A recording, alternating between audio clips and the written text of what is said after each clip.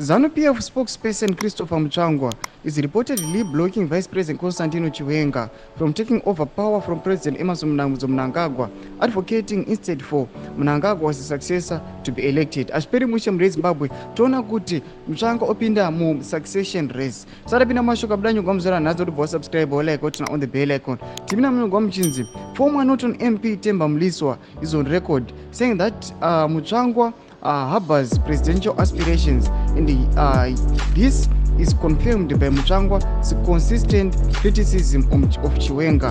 This internal conflict traces back to the 2017 coup led by Chiwenga, which ousted former President Robert Mugabe and installed Mnangagwa as the leader.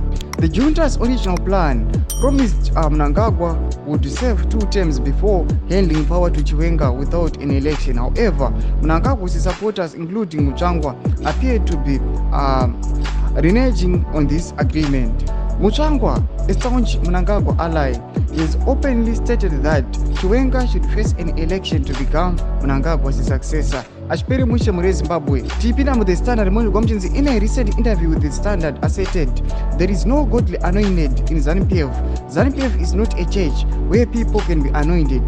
The president is not the Pope of the Catholic Church or the Archbishop of the Canterbury who anoints priests. Tukaona kuti Mutsvangwa ari kuzviramba achiti aiwa Chiwenga hango anointiwi, but kana ida kutopinda anofana kutofesa in election. Tudze mafunguro enyu moti kudi pamusoro pe this power struggle. Bina ngume section medu, so subscribe, like, turn on the bell icon.